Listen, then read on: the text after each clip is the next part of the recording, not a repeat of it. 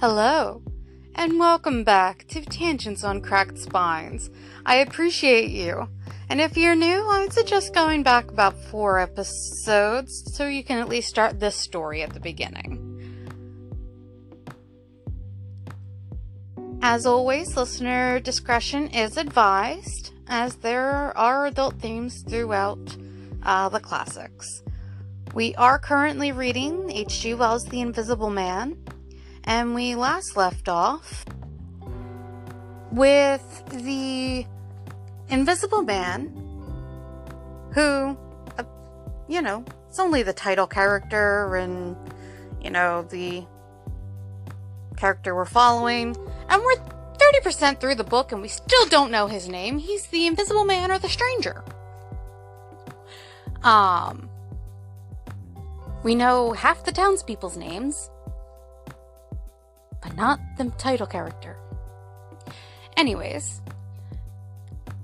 we left off with him, having run out of town, and then stark naked convinced a hobo tramp person down on their luck to go let him back into the coach and horses, where he then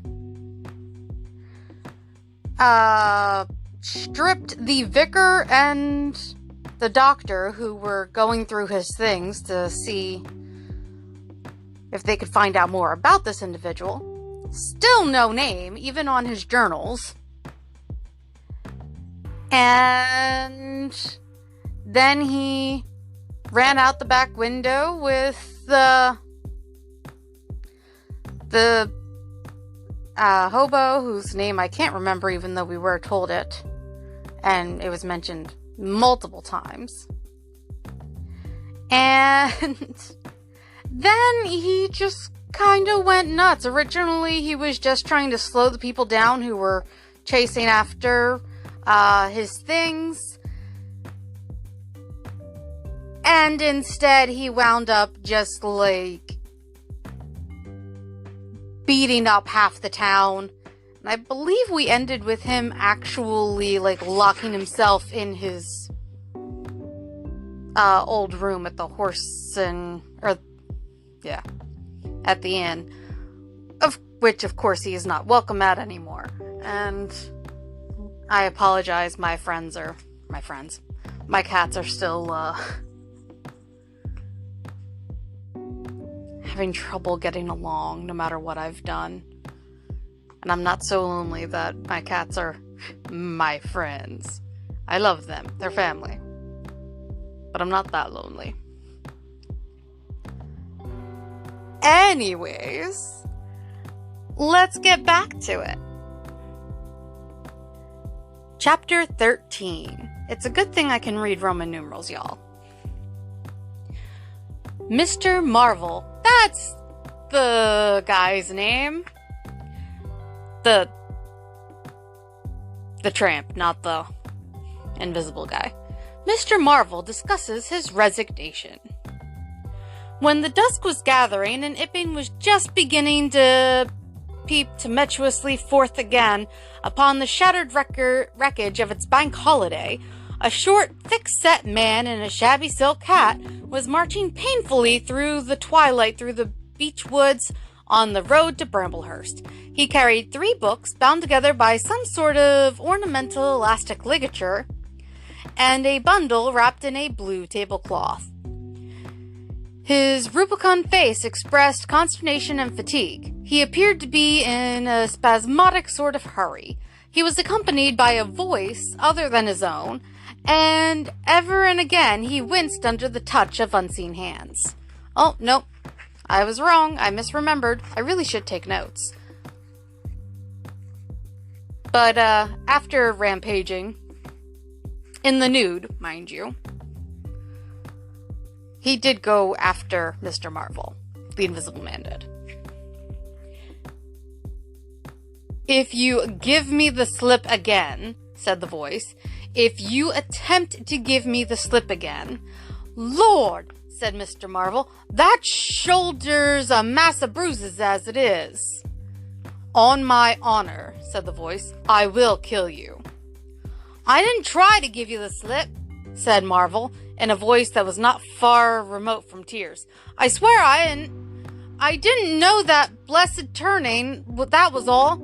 How the devil was I supposed to know the blessed turning? As it is, I've been knocked about.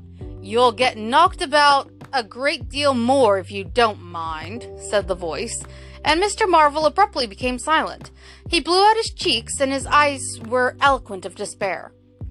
Also, think about this as before, like, blue cell phones, or possibly phones in general, let alone cell phones and Bluetooth. So, like, nowadays, if something like this were to happen, we could just put a headset in and be like, yep, nope, I'm talking on the phone, I just have it really loud. But, no. You can't do that with this. Of course, other people would hear the voice too, so they would be like, is it contagious? Is this a demon? What is happening? Anywho's.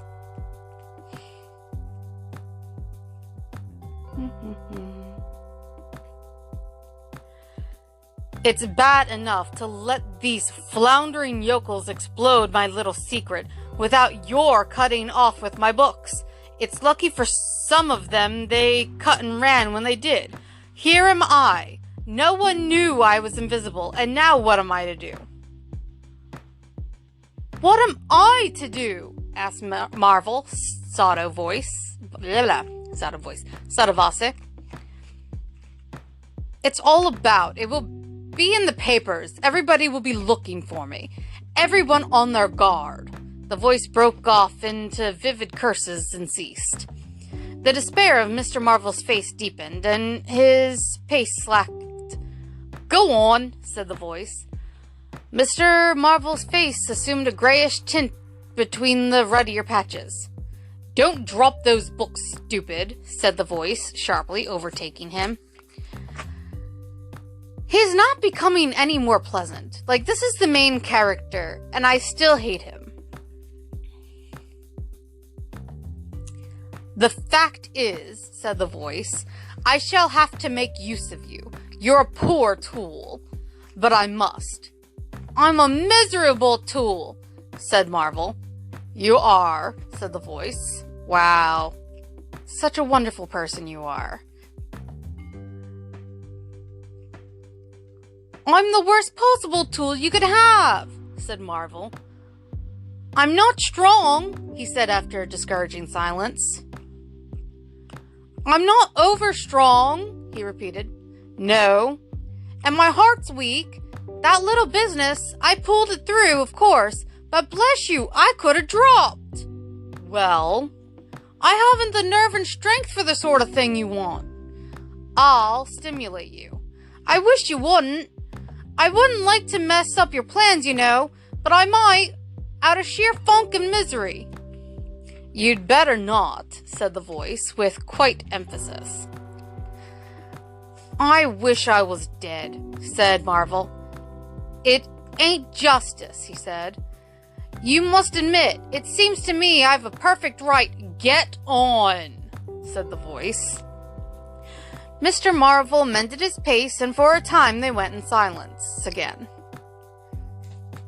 It's devilish hard, said Mr. Marvel. This was quite ineffectual. He tried another tack. What do I make by it? He began again in a tone of unendurable wrong. Oh, shut up, said the voice with sudden amazing vigor. I'll see to you all right. You do what you're told. You'll do it all right. You're a fool and all that, but you'll do. I tell you, sir, I'm not the man for it, respectfully. But it is so. Oh, if you don't shut up, I shall twist your wrist again, said the Invisible Man. I want to think. Presently, 2 oblongs of yellow light appeared through the trees, and the square tower of a church loomed through the gloaming. I shall keep my hand on your shoulder, said the voice, all through the village. Go straight through and try no foolery. It will be the worse for you if you do. I know that, sighed Mr. Marvel. I know all that. the unhappy-looking figure in the obsolete silk hat passed up the street of the little village with his burdens and vanished into the gathering darkness beyond the lights of the windows. Chapter 14. At Port Stowe. Girls! Sorry. 10 o'clock the next morning found Mr. Marvel, unshaven, dirty, and travel-stained, sitting with the books beside him and his hands deep in his pockets, looking very weary, nervous, and uncomfortable, and inflating his cheeks at frequent intervals on the bench outside a little inn on the outskirts of Port Stowe. Now, when we first met Mr. Marvel, he was deciding between two pairs of boots. I wonder if he put either of them on or if he's been traipsing around barefoot. That would make things even more worse. Beside him were the books, but now they were tied with string. The bundle had been abandoned in the pine woods beyond Bramblehurst, in accordance with a change in the plans of the Invisible Man. Mr. Marvel sat on the bench, and although no one took the slightest notice of him, because regardless of the time, nobody pays attention to the poor and desolate, his agitation remained at fever heat. His hands would go ever and again to his various pockets with a curious, nervous fumbling. When he had been sitting for the best part of an hour, however, an elderly mariner carrying a newspaper came out of the inn and sat down beside him. "Pleasant day," said the mariner. Mr. Marvel glanced about him with something very like terror. "Very," he said. "Just seasonable weather for the time of year," said the mariner, taking no denial. "Quite," said Mr. Marvel. The mariner produced a toothpick and, saving his regard, was engrossed thereby for some minutes. His eyes, meanwhile, were at liberty to examine Mr. Marvel's dusty figure and the books beside him. As he had approached Mr. Marvel, he had heard a sound like the dropping of coins into a pocket. He was struck by the contrast of Mr. Marvel's appearance with his suggestion of opulence. Thence his mind wandered back again to a topic that had taken a curiously firm hold of his imagination. "Books," he said suddenly, noisily finishing with his toothpick. Mr. Marvel started and looked at them. "Oh, yes," he said. "Yes, they're books." "There's some extraordinary things in books," said the mariner. Excuse me. Oh, I didn't pause quick enough. My apologies. "I believe you," said Mr. Marvel. "And some extraordinary things out of them," said the mariner. "True likewise," said Mr. Marvel. He eyed his interlocutor and then glanced about him. "There's some extraordinary things in newspapers, for example," said the mariner. "There are. In this newspaper," said the mariner. "Ah," said Mr. Marvel. "There's a story," said the mariner, fixing his Mr. Marvel with an eye that was firm and deliberate. "There's a story about an invisible man, for instance." Mr. Marvel pulled his mouth askew and scratched his cheek and felt his ears glowing. "What will they be writing next?" he asked faintly. "Austria or America?" "Neither," said the mariner. "Here!" "Lord!" said Mr. Marvel, startling. "When I say here," said the mariner, to Mr. Marvel's intense relief, "I don't, of course, mean here in this place. I mean hereabouts." Wow, he went southern. I'm sorry about that. "An invisible man," said Mr. Marvel. "And what's he been up to?" "Everything," said the mariner, controlling Marvel with his eye, and then amplifying every blessed thing. I'm picturing this mariner as somewhere between, like, oh, what's his name?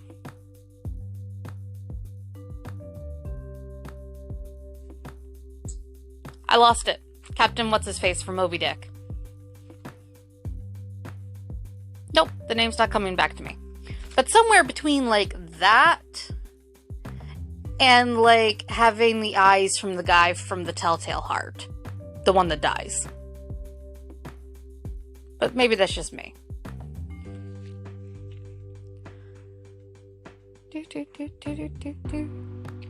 I ain't seen a paper these 4 days, said Marvel.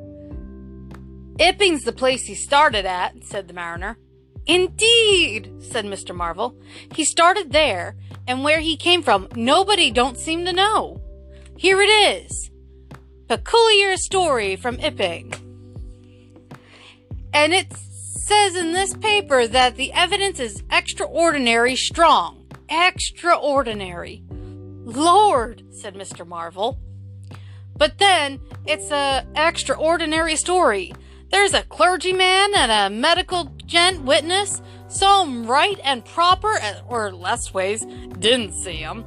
He was staying, it says, at the Coach and Horses, and no one don't seem to have been aware of his misfortune, it says, aware of his misfortune, until in an alteration with him in the inn. It does say alteration, not altercation. That's not me. It says his bandages on his head was torn off. It was then observed that his head was invisible. Attempts were at once made to secure him, but casting off his garments, it says, he succeeded in escaping, but not until after a desperate struggle, in which he had inflicted serious injuries, it says, on our worthy and able constable, Mr. J.A. Jaffers. Pretty straight story, eh? Names and everything. Lord, said Mr. Marvel. He hasn't said another word in a minute. Looking nervously about him, trying to count the money in his pockets by his unaided sense of touch, and full of a strange and novel idea. It sounds most astonishing. Don't it? Extraordinary, I call it. Never heard tell of invisible men before. I haven't, but nowadays one hears such a lot of extraordinary things that all he did? Asked Marvel, trying to seem at his ease. It's enough, ain't it? Said the mariner. Didn't go back by any chance? Asked Marvel. Just escaped and that's all, eh? All, said the mariner. Why, ain't it enough? Quite enough. I think it was enough, said the mariner. I should think it was enough. He didn't have any pals. It don't say he had any pals, does it? Asked Mr. Marvel, anxious. Ain't one of a sort enough for you? Asked the mariner. No, thank heaven. As one might say, he didn't. He nodded his head slowly. It makes me regular uncomfortable, the bare thought of that. Wait, who's talking? Okay. It makes me regular uncomfortable. The bare thought of that chap running about the country. He is at present at large, and from certain evidence, it is supposed that he has took, I suppose they mean, the road to Port Stowe. You see, we're right in it. None of your American wonders this time. And just think of the things he might do. Where'd you be if he took a drop over and above and had a fancy to go for you? Suppose he wants to rob. Who can prevent him? He can trespass, he can burgle. He could walk through a cordon of policemen as easy as me or you could give the slip to a blind man. Easier, for these here blind chaps here uncommon sharp, I'm told. And wherever there was liquor he fancied, he's got a tremendous advantage, certainly, said Mr. Marvel. And, well, you're right, he has, said the mariner. All this time, Mr. Marvel had been glancing about him intently, listening for faint footfalls, trying to detect imperceptible movements. He seemed on the point of some great resolution. He coughed behind his hand. He looked about him again, listened, bent towards the mariner, and lowered his voice. The fact of it is, I happen to know just a thing or two about this invisible man, from private sources. Oh, said the mariner, interested. You? Yes, said Mr. Marvel. Me. Indeed, said the mariner. And may I ask? You'll be astonished, said Mr. Marvel behind his hand. It's tremendous. Indeed, said the mariner. The fact is, began Mr. Marvel eagerly in a confidential undertone. Suddenly his expression changed marvelously. Ow! He said. He rose stiffly in his seat. His face was eloquent of physical suffering. Wow! He said. What's up? Said the mariner, concerned. Toothache, said Mr. Marvel, and put his hand to his ear. He caught hold of his books. I must be getting on, I think, he said. He edged in a curious way along the seat away from his interlocutor. But you was just going to tell me about this here invisible man, protested the mariner. Mr. Marvel seemed to consult with himself. Hoax, he said. It's a hoax, said Mr. Marvel. But it's in the paper, said the mariner. Hoax all the same. I know the chap that started the lie. There ain't no invisible man whatsoever. Blimey. But how about this paper? Do you mean to say? Not a word of it, said Marvel stoutly. The mariner stared, paper in hand. Mr. Marvel jerkily faced about. Wait a bit, said the mariner, rising and speaking slowly. Do you mean to say? I do, said Mr. Marvel. Then why did you let me go on and tell you all about this blarsted stuff then? What do you mean by letting a man make a fool of himself like that for, eh? Mr. Marvel blew out his cheeks. The mariner was suddenly very red indeed. He clenched his hands. I've been talking here this 10 minutes, he said, and you little pot-bellied, leathery-faced son of an old boot, couldn't have the elementary manners. Don't you come bandying words with me, said Mr. Marvel. Bandying words? I'm a jolly good mind. Come up, said a voice, and Mr. Marvel was suddenly whirled about and started marching off in a curious, spasmodic manner. You better move on, said the mariner. Who's moving on? Said Mr. Marvel. He was proceeding obliquely with a curious, hurrying gait, with occasional violent jerks forward. Some way along the road he began a muttered monologue, protests and recriminations. Silly devil, said the mariner, legs wide apart, elbows akimbo, watching the receding figure. I'll show you, you silly ass, hoaxing me. It's here on the paper. Mr. Marvel retorted incoherently and, receding, was hidden by a bend in the road, but the mariner still stood magnificent in the midst of the way until the approach of a butcher's cart dislodged him. Then he turned himself towards Port Stowe. Full of extraordinary asses, he said softly to himself, just to take me down a bit. That was his silly game. It's on the paper. And there was another extraordinary thing he was presently to hear that had happened quite close to him. And that was a vision of a fistful of money, no less, traveling without visible agency along by the wall at the corner of St. Michael's Lane. A brother mariner had seen this wonderful sight that very morning. He had snatched at the money forthwith and had been knocked headlong, and when he had got to his feet, the butterfly money had vanished. Our mariner was in the mood to believe anything, he declared, but that was a bit too stiff. Afterwards, however, he began to think things over. The story of the flying money was true, and all about that neighborhood, even from the august London and country baking company, from the tills of shops and inns, doors standing that sunny weather entirely open. Money had been quietly and dexterously making off that day in handfuls and rouleaux, floating quietly along the walls in shady places, dodging quickly from the approaching eyes of men. And it had, though no man had traced it, invariably ended its mysterious flight in the pocket of that agitated gentleman in the obsolete silk hat, sitting outside the little inn on the outskirts of Port Stowe. Chapter 15. The Man Who Was Running. In the early evening time, Dr. Kent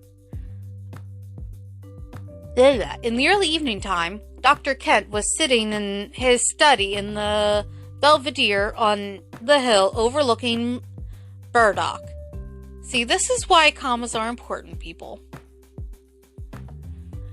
It was a pleasant little room, with 3 windows, north, west, and south, and bookshelves covered with books and scientific publications, and a broad writing table, and, under the north window, a microscope, glass slips, minute instruments, some cultures, and scattered bottles of reagents. Dr. Kemp's solar lamp was lit, albeit the sky was still bright with the sunset light, and his blinds were up because there was no offense of peering outsiders to require them pulled down. Dr. Kemp was a tall and slender young man with flaxen hair and a mustache almost white, and the work he was upon would earn him, he hoped, the fellowship of the Royal Society. So highly did he think of it. And his eye, presently wandering from his work, caught the sunset blazing at the back of the hill that is over against his own.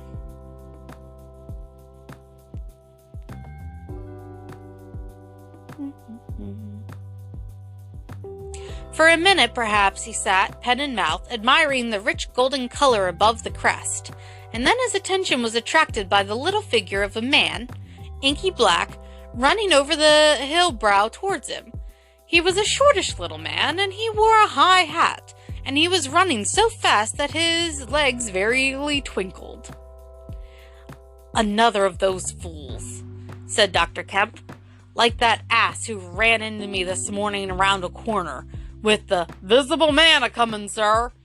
I can't imagine what possesses people. One might think we were in the 13th century." He got up, went to the window, and stared at the dusky hillside and the dark little figure tearing down it.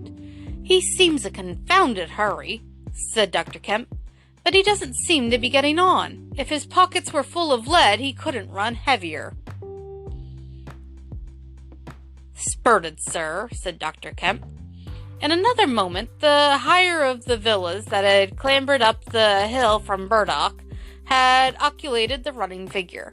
He was visible again for a moment, and then again, 3 times between the 3 detached houses that came next, and then the terrace hit him. "Asses," said Dr. Kemp, swinging round on his heel and walking back to his writing table. But those who saw the fugitive nearer, and perceived the abject terror on his perspiring face, being themselves in the open roadway, did not share in the doctor's contempt. By the man pounded, and as he ran he clinked like a well-filled purse that is tossed to and fro. He looked neither to the right nor the left, but his dilated eyes stared straight downhill to where the lamps were being lit, and the people were crowded in the street, and his ill-shaped mouth fell apart, and a glary foam lay on his lips, and his breath came hoarse and noisy. All he passed stopped and began staring up the road and down, and interrogating one another with an inkling of discomfort for the reason of his haste. And then presently, far up the hill, a dog playing in the road yelped and ran under a gate, as they still wondered something, a wind, a pad, pad, pad, a sound like panting breath, rushed by. People screamed. People sprung off the pavement. It passed in shouts. It passed by instinct down the hill. They were shouting in the street before Marvel was halfway there.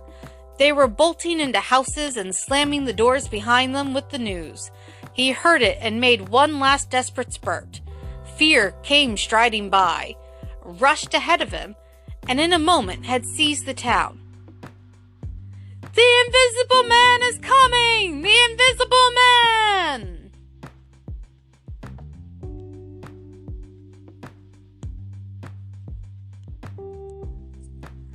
Chapter 16. In the Jolly Cricketers. The Jolly Cricketers is just at the bottom of the hill, where the tram lines begin. The barman leant his fat red arms on the counter and talked of horses with an anemic cabman, while a black-bearded man in gray snapped up biscuit and cheese, drank Burton, and conversed in American with a policeman off duty. I'm sorry, but conversed in American.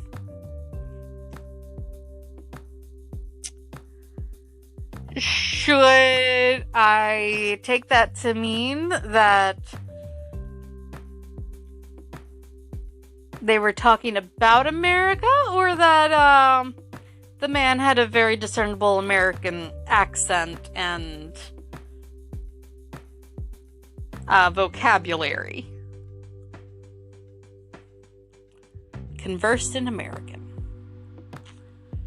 Alrighty. "What's the shouting about?" said the anemic cabman, going off at the tangent, trying to see up the hill over the dirty yellow blind in the low window of the inn. Somebody ran by outside. "Fire, perhaps," said the barman. I love how, everything's made out of, wood in this area, probably, during this time frame, and he's just like, meh, probably a fire. Footsteps approached, running heavily.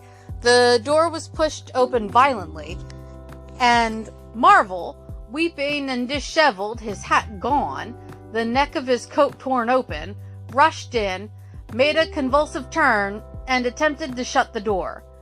It was held half open by a strap. "Coming!" he bawled, his voice shrieking with terror. "He's coming! The Visible Man after me! For God's sake, help! Help! Help!" "Shut the doors," said the policeman. "Who's coming? What's the row?" He went to the door, released the strap, and it slammed. The American closed the other door. Alright, so it is indeed an American that he was speaking to, who was very distinguished by the way he spoke.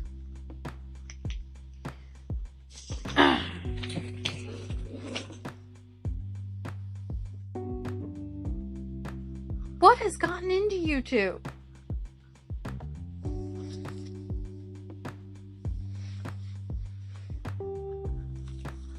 "Let me go inside," said Marvel, staggering and weeping, but still clutching the books. "Let me go inside. Lock me in somewhere. I tell you, he's after me. I give him the slip. He said he'd kill me, and he will."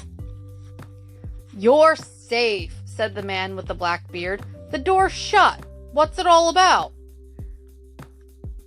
"Let me go inside," said Marvel, and shrieked aloud as a blow suddenly made the fastened door shiver and was followed by a hurried rapping and shouting outside. "Hello?" cried the policeman. "Who's there?" Mr. Marvel began to make frantic dives at panels that looked like doors. "He'll kill me! He's got a knife or something, for God's sake!" "Here you are," said the barman. "Come in here." And he held up the flap of the bar. Mr. Marvel rushed behind the bar as the summons outside was repeated. "Don't open the door, please!" "Don't open the door! Where shall I hide?" This invisible man, then?" asked the man with the black beard, with one hand behind him.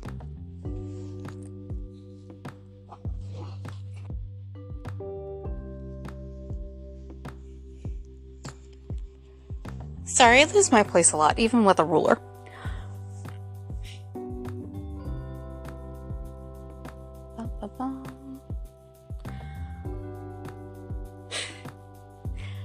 This invisible man, then, said the man with the black beard, with one hand behind him. I guess it's about time we saw him. Honey,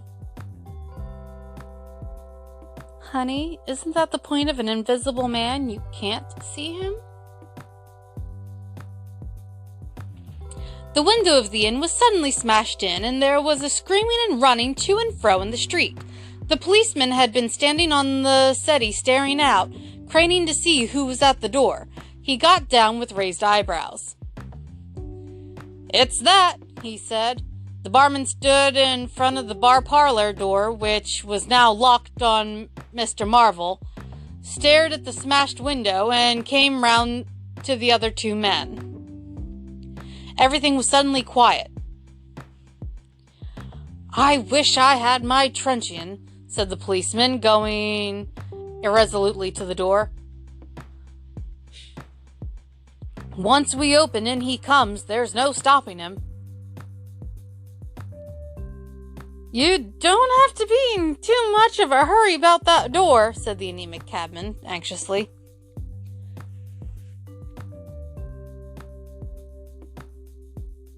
"Draw the bolts," said the man with the black beard, "and if he comes," he showed a revolver in his hand. "That won't do," said the policeman. "That's murder."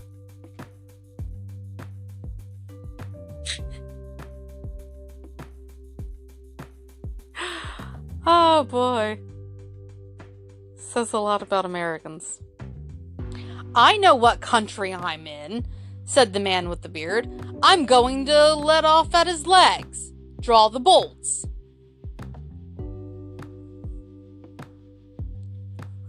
"Not with that blinking thing going off behind me," said the barman, craning over the blind. "Very well," said the man with the black beard, and stooping down, revolver ready, drew them himself. Barman, cabman, and policeman faced about. "Come in," said the bearded man in an undertone, standing back and facing the unbolted doors with his pistol behind him. No one came in. The door remained closed. 5 minutes afterward, when a second cabman pushed his head in cautiously, they were still waiting, and an anxious face peered out of the bar parlor and supplied information. "Are all the doors of the house shut?" asked Mr. Marvel. "He's going round, prowling round. He's as artful as the devil." "Good Lord," said the burly barman. "There's the back. Just watch them doors, I say." He looked about him helplessly. The bar parlor door slammed, and they heard the key turn. "There's the yard door and the private door. The yard door." He rushed out of the bar. In a minute he reappeared with a carving knife in his hand. "The yard door was open," he said, and his fat underlip dropped. "He may be in the house now," said the first cabin. "Well, he's not in the kitchen," said the barman. "There's 2 women there, and I've stabbed every inch of it with this little beef slicer, and they don't think he's come in. They haven't noticed." Oh boy. Can you just imagine him just running into the kitchen with these 2 women, grabbing a knife and just like slashing at the air? Because do you think that he described what happened first, or whether he just slammed the door and started cutting up the air and then explained? Because that's kind of funny. "Have you fastened it?" asked the first cabman. "I'm out of frocks," said the barman. "I'm out of frocks." I thought frocks were something you wore, unless it's another word that, I mean, most of America is out of them. But it's 4 letters and begins with an F.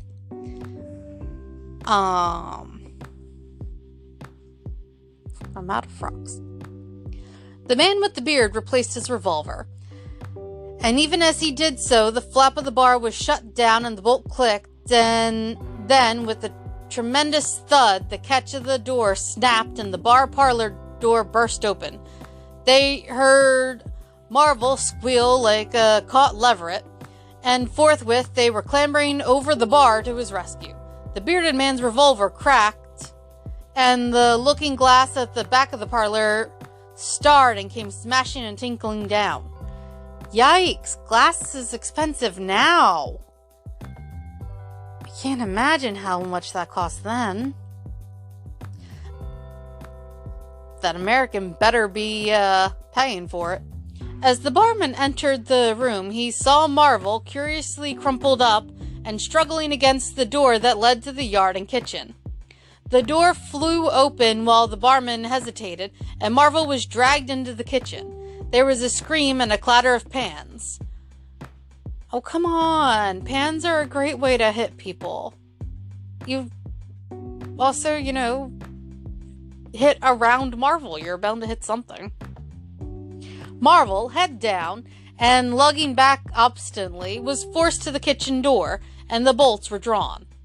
Then the policeman, who had been trying to pass the barman, rushed in, followed by one of the cabmen, gripped the wrist of the invisible man that collared Marvel, was hit in the face, and went reeling back. The door opened, and Marvel made a frantic effort to obtain a lodgment behind it. Then the cabman collared something. "I got him," said the cabman. The barman's red hands came clawing at the unseen. "Here he is," said the barman. Mr. Marvel, released, suddenly dropped to the ground and made an attempt to crawl behind the legs of the fighting men. The struggle blundered around the edge of the door. The voice of the invisible man, who is super frickin' violent. They always make him, appear like an intellectual. He's not. He's a brute. Was heard for the first time, yelling out sharply as the policeman trod on his foot.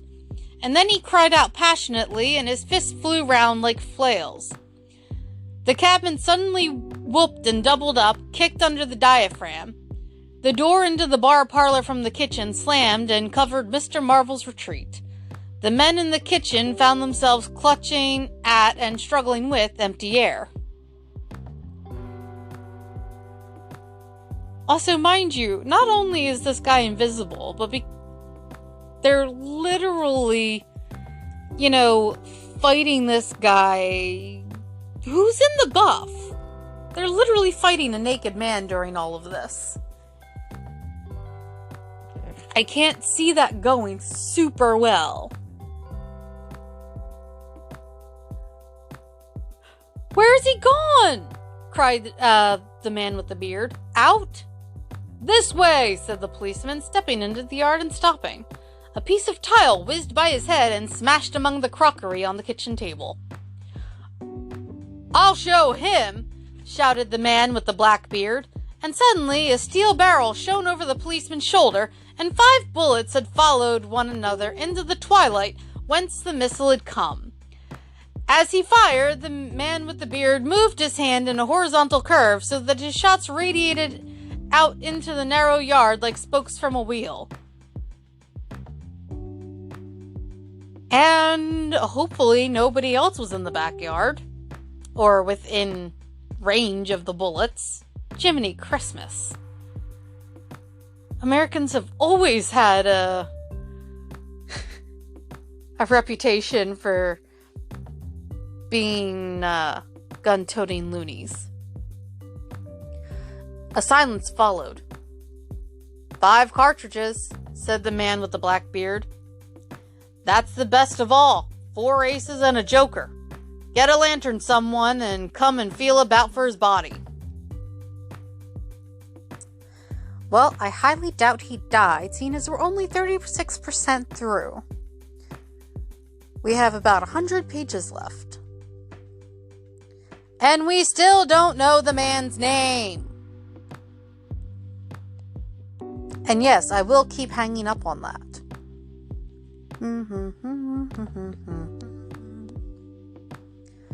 I would start the next chapter, but it's actually pretty long. So, that's where we'll end today. I just need to make sure I keep my place. So we'll be starting on chapter 17 next time. While I get my outro notes, because I'm not smart enough for this. Anyways, that is where we'll end today. I hope you enjoyed it and that my tangents didn't get too rambly. I'm still pissed that a third of the way through the book, we still don't have the Invisible Man's name. And he is such an unlikable character. But I really want this to be like, not a full-length movie. I think it should be like, oh, what's it called? When they make a movie that's like a season. It's like 6 episodes. I think it should be one of those. If you liked it, please hit that subscribe button, like, review it, follow, whatever. You can leave voice messages or answer questions at anchor.fm/tangents on cracked spines. There's a Facebook page called Tangents on Cracked Spines Book Club, where you can converse with each other, leave me suggestions, vote on the next story to be read. Right now, there's a poll up asking, what do y'all want me to read for the December specials? I am open to reading more than just Christmas stuff. I just need things that are in the public domain because, while I have unlocked ads, I haven't gotten scripts for them yet. So I don't have the finances quite yet to be doing anything that's not public domain. So runners, right now, it looks like somebody has voted on The Legend of the Christmas Spider, but I've also got, 'Twas the Night Before Christmas, A Christmas Carol. If it were older, I would love to have done Herschel and the Hanukkah Goblins. But I don't know. Leave suggestions, please. You can also visit me personally on Instagram or TikTok at FrankieCore92. That's also my Linktree, by the way, is www.linktr.ee/FRANKIE is how I spell my name. Core, CORE, 92. And